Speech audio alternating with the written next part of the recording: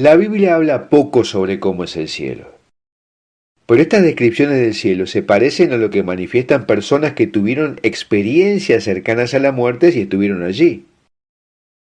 Muchos que han tenido experiencias cercanas a la muerte describen que llegaron a ciudades misteriosas y de gran santidad y luminosidad. Una ciudad o una serie de ciudades que parecen estar en los mayores niveles en el cielo. E incluso es enigmático lo que algunos cuentan, que en ellas hay como diferentes niveles de acceso. Y esto cierra con lo que Jesucristo habló de recompensar a aquellos que habían sido fieles poniéndolos sobre muchos en su reino.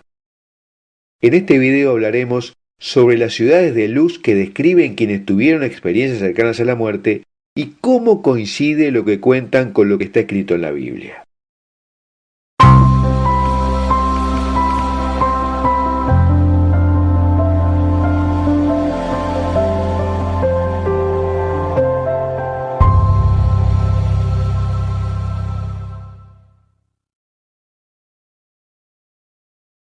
El cielo será más allá de nuestras expectativas más queridas, dicen las Escrituras. No más enfermedad, ni muerte, ni siquiera tristeza. Todo será hecho nuevo.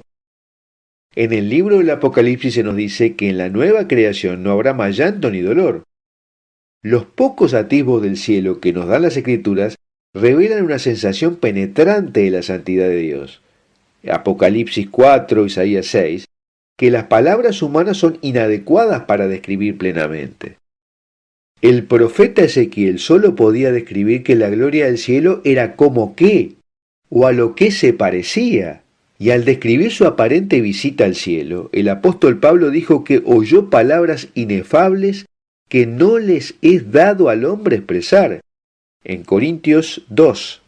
Lo que vio, entonces, no solo no estaba permitido, sino que no era posible describirlo en términos humanos.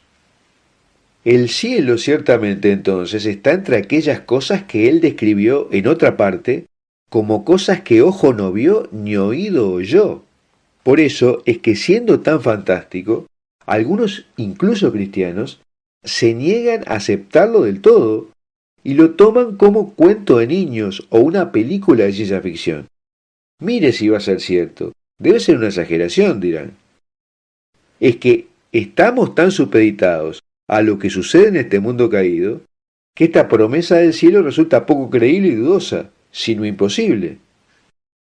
La Biblia también dice que luego del juicio final, al final de la historia, aparecerá a la vista de todos una nueva tierra, la nueva Jerusalén, una ciudad celestial que bajará a la tierra. La ciudad celestial se describe en detalle en los capítulos 21 y 22 del libro del Apocalipsis. Esta será nuestra morada eterna, y será mucho más que una versión mejorada o moderna de la Jerusalén antigua, la de la tierra.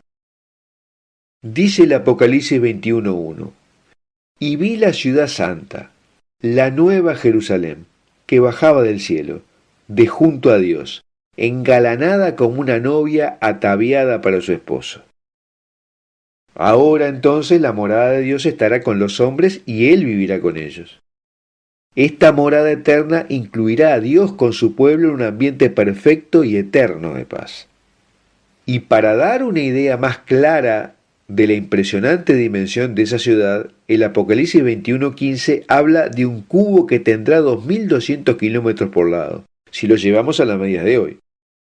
Esto quiere significar que cabrán todos, y probablemente no deberíamos tomarlo como un indicador exacto de su tamaño. Tendrá miles de pisos de altura y 12 puertas con los nombres de las 12 tribus de Israel, además de 12 pilares con los nombres de los apóstoles. La ciudad será de tal magnificencia que Juan dice que estará construida en una amplia gama de joyas y hecha de oro.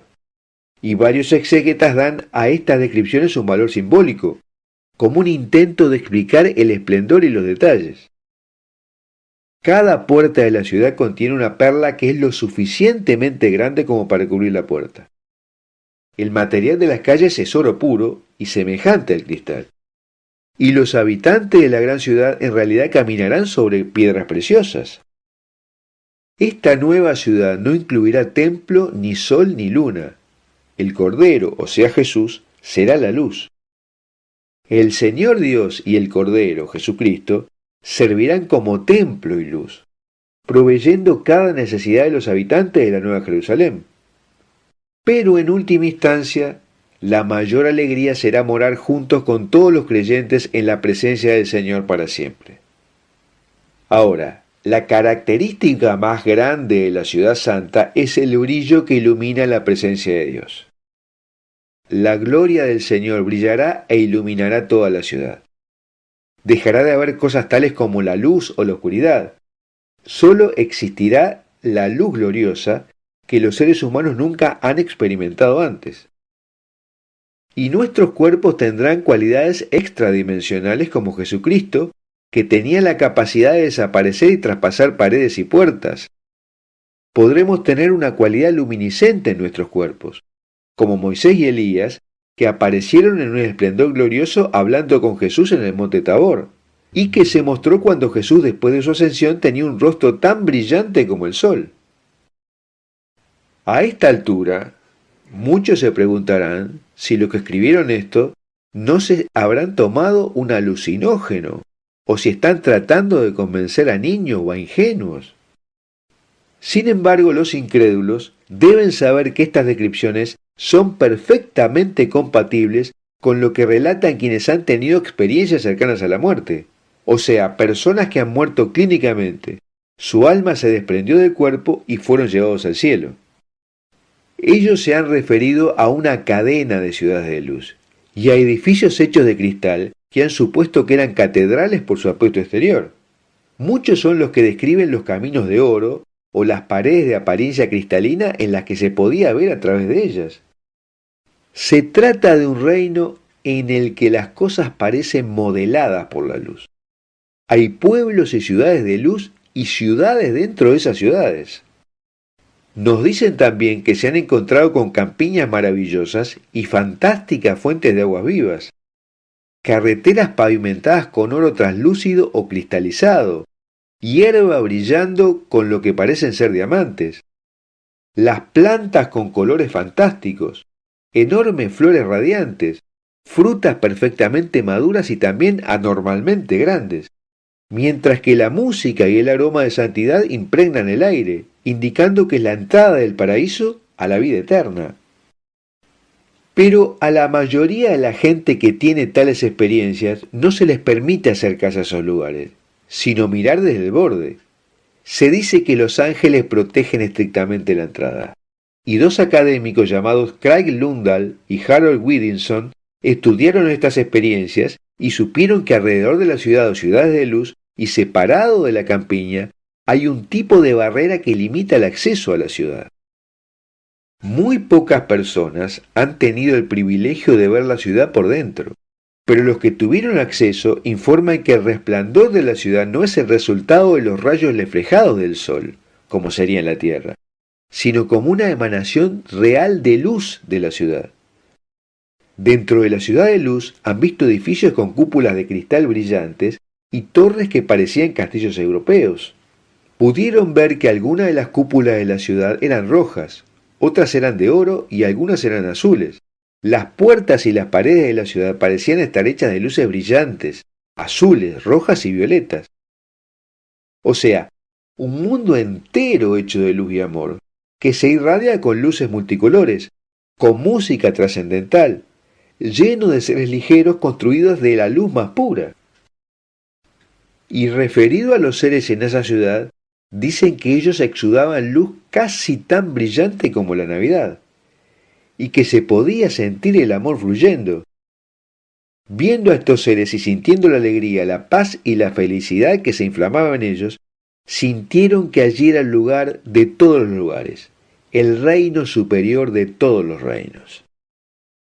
Pero también vieron que aquellos que viven en los reinos superiores de la ciudad irradian la luz más brillante, siendo tan resplandeciente que su gloria debe ser encubierta para que otros de menor grado puedan mirarlos.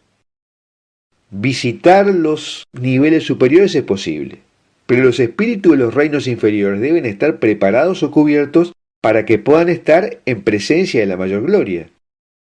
Y los recién llegados son llevados a un lugar de orientación donde descansan, se ajustan a la nueva condición y se preparan para tomar su lugar en la ciudad de luz. Bueno, hasta aquí lo que te quería contar sobre las ciudades de luz que han descrito muchos de los que han tenido experiencias cercanas a la muerte. Y muchas de estas cosas las han visto de lejos, porque no tenían la autorización para entrar en el núcleo de la ciudad, debido a que no iban a quedarse a vivir ahí porque volverían a la tierra. Y lo que han visto ya ha sido escrito en el Antiguo y en el Nuevo Testamento, cuando se describe el cielo. Coincide. Y me gustaría preguntarte si tú crees que el cielo va a ser similar a lo que describen quienes tuvieron experiencias cercanas a la muerte.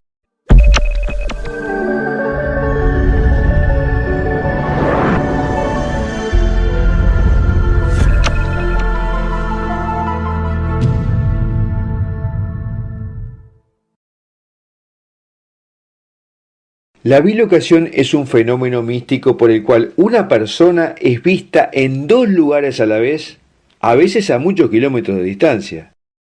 Varios santos han tenido este poder de bilocación, que se considera un don que tendremos en la vida eterna.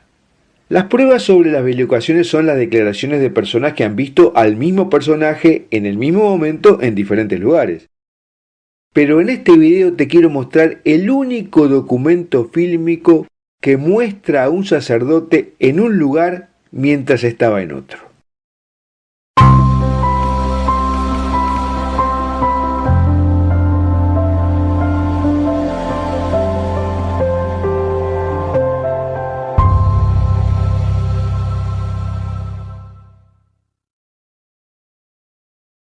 Los evangelios cuentan que Jesús, cuando ya estaba en cuerpo glorioso, mostró algunos dones como atravesar objetos sólidos.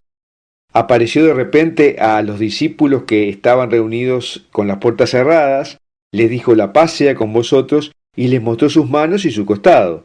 Esto está en Juan 20:19. Hay varios relatos de Santo Domingo entrando al interior de una iglesia para orar estando con las puertas cerradas. También se relatan situaciones en que Jesús desapareció instantáneamente, y este mismo don lo han mostrado otros santos, como es el caso de San Vicente Ferrer, que desapareció de la vista de la esposa del rey Juan de Aragón cuando ésta entró a su celda forzando la puerta, mientras que San Vicente era visto por los hermanos de convento. Este fenómeno es el que sucede en las apariciones marianas, en que solo los videntes pueden ver a la Santísima Virgen y hablar con ella, y no los que están a su alrededor.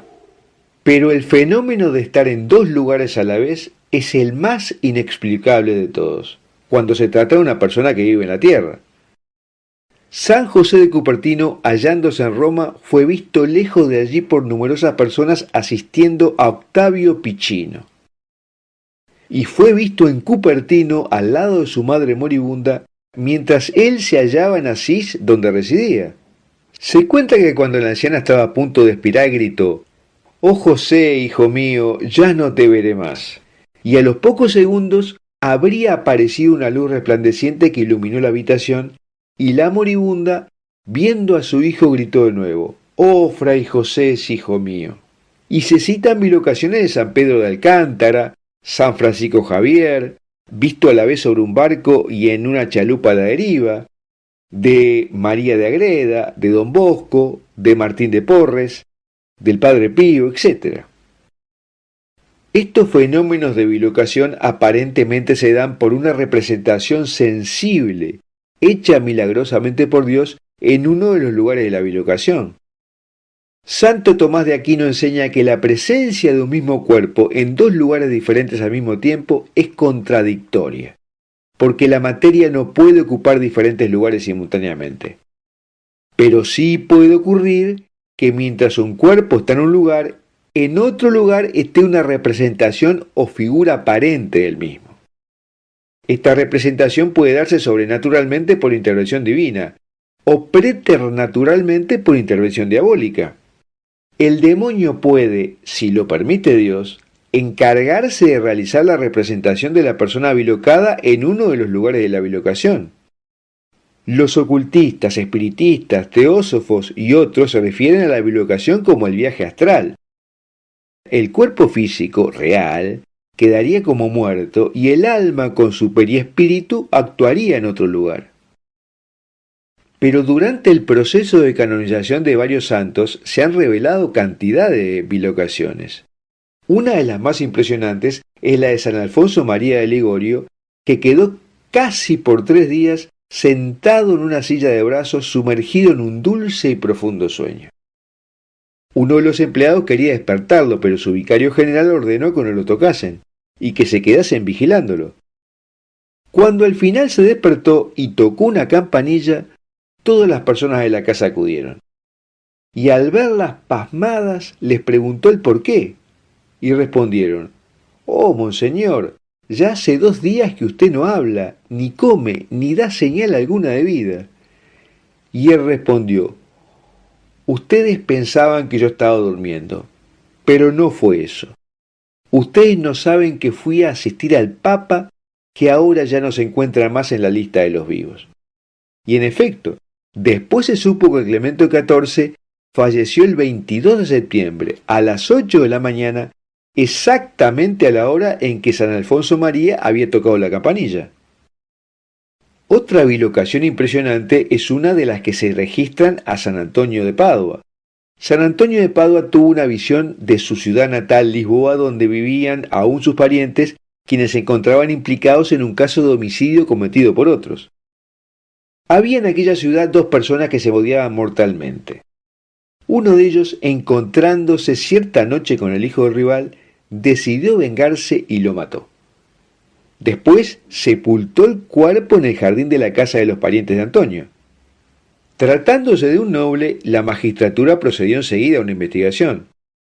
Sabiendo dónde había sido visto el joven por última vez, buscaron por los alrededores guiándose por la tierra removida hacía poco, y así llegaron al cadáver. Bastó ese indicio para que las sospechas del homicidio cayesen sobre el hermano de Antonio, que fue preso con toda la familia según la costumbre de la época. Su sentencia habría sido una condenación si el santo no hubiese ido en su auxilio. Entonces San Antonio pidió licencia a su superior para salir del convento y se puso camino a Lisboa.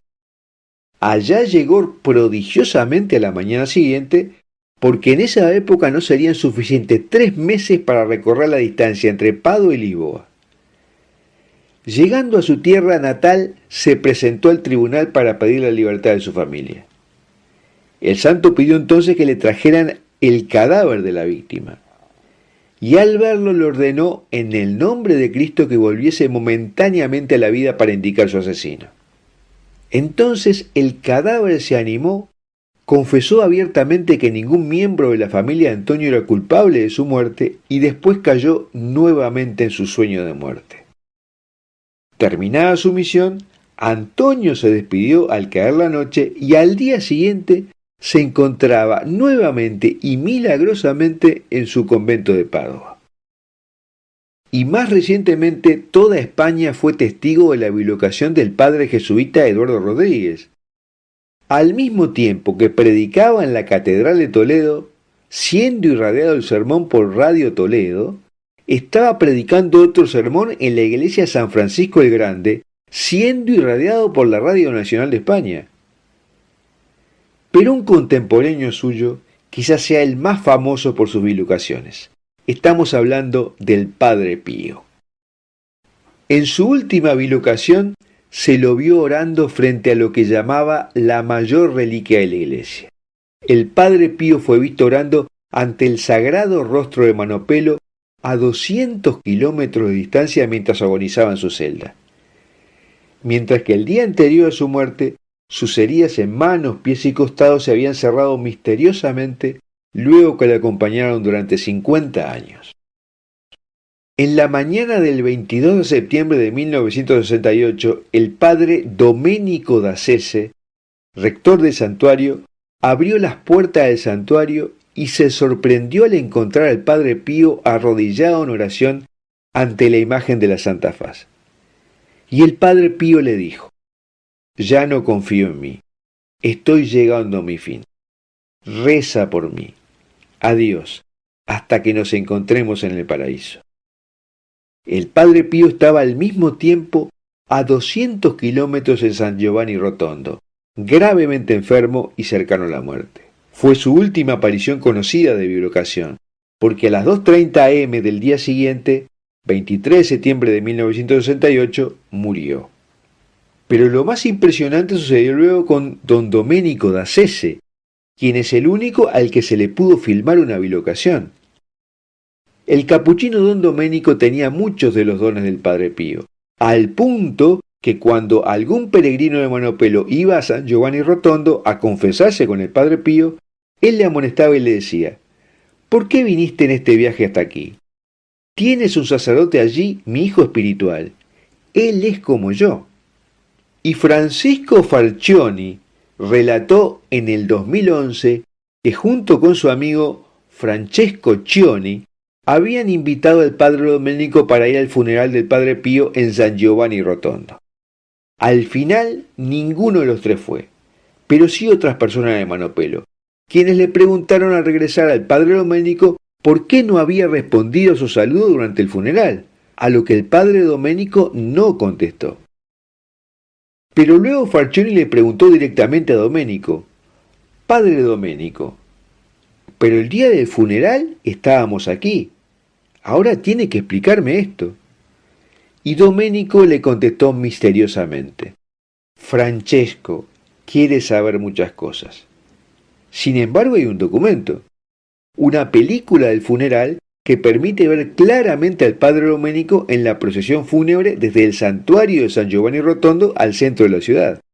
Había más de 100.000 personas en la procesión.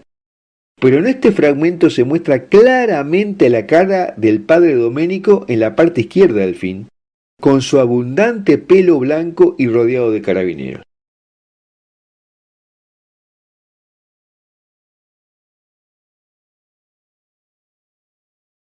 Veamos nuevamente estos segundos de la película.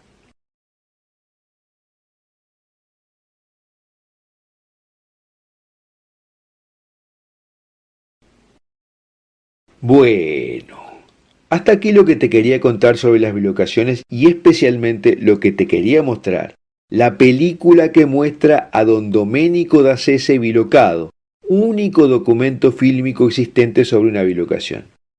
Y me gustaría preguntarte si conoces alguna bilocación de algún santo u otra persona y si la puedes relatar.